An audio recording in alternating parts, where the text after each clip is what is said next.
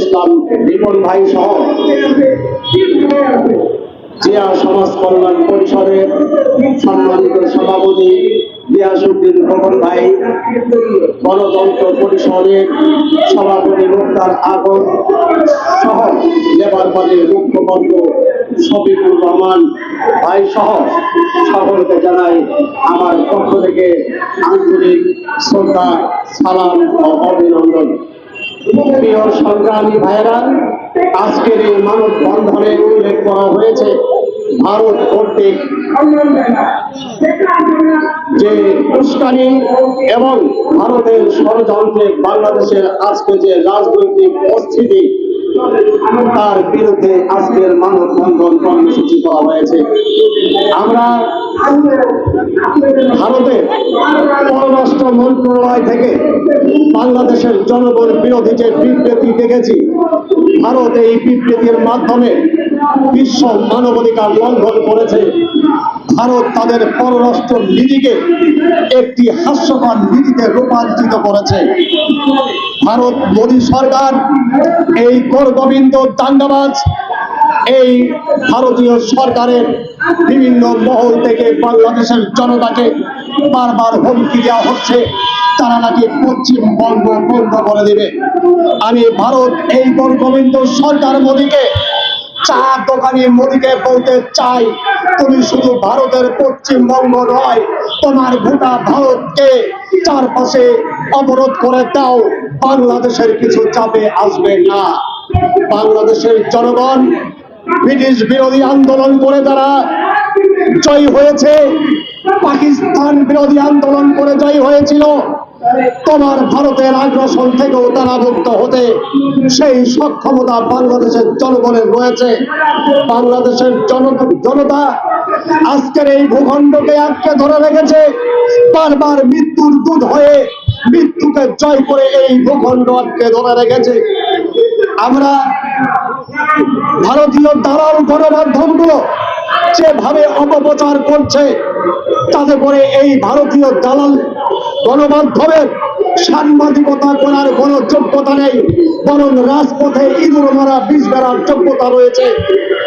এই হকার বাটপার সিনেমাবাজ নাটকবাজ এই সমস্ত ভারতীয় গণমাধ্যম, আমরা বারবার বলেছি বিশ্ব মানবাধিকার তো কর্ম করছেই, রীতিমতো বাঙালি জনতার সাথে চাতুরি করা হচ্ছে, কিন্তু বাংলাদেশের জনগণ কোনো চাতুরি বরদাস্ত করবে না। ভারতের চাতুখানি মোদীকে বলতে চাই, তুমি ভারতের প্রধানমন্ত্রী, বাংলাদেশের প্রধানমন্ত্রী না। সুতরাং বাংলাদেশের জনগণকে নিয়ে কোনো কথা বলবার দুঃসাহস দেখিও না, ভবিষ্যৎ ভালো হবে না। বাংলাদেশের জনগণ যদি খেপে যায় তবে এমন দাঁত ভাঙার জবাব দিলে কিছুতেই পশ্চিমেও জায়গা খুঁজে পাবা না, উত্তরেও জায়গা পাবা না, তোমার দক্ষিণেও জায়গা হবে না। পূর্বের জনগণ তোমার মৃত্যুর দূত হয়ে রয়েছে।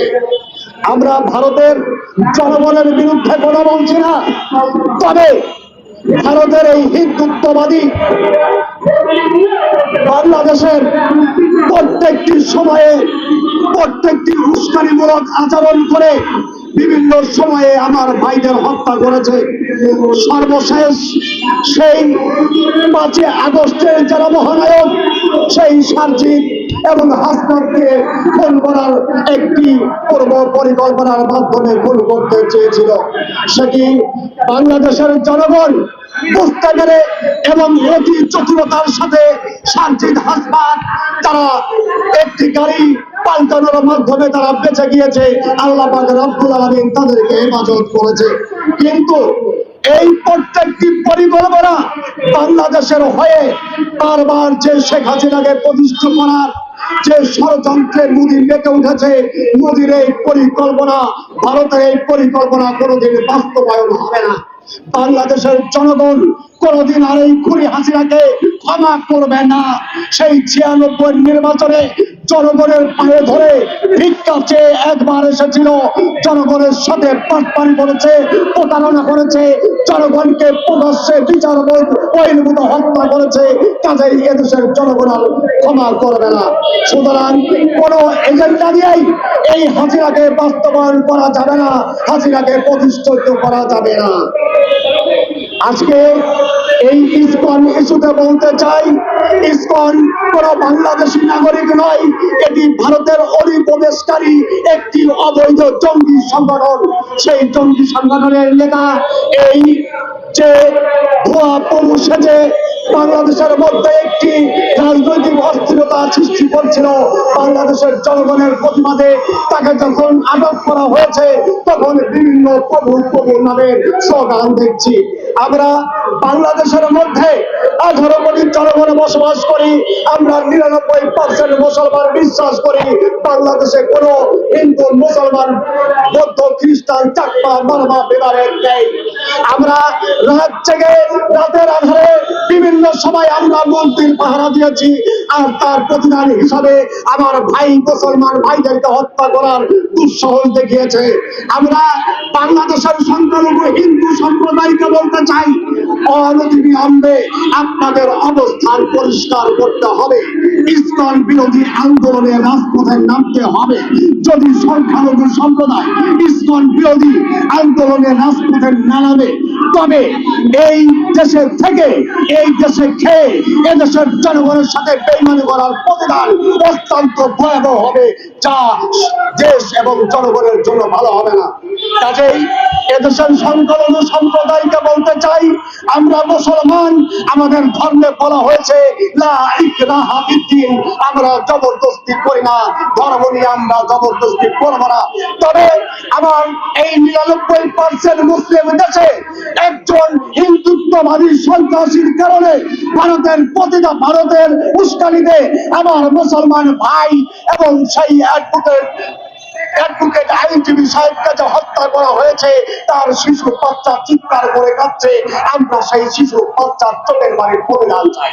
সেই প্রতিদানটি বাংলাদেশের সংখ্যালঘু সম্প্রদায়ের দিতে হবে অনতি বিলম্বে।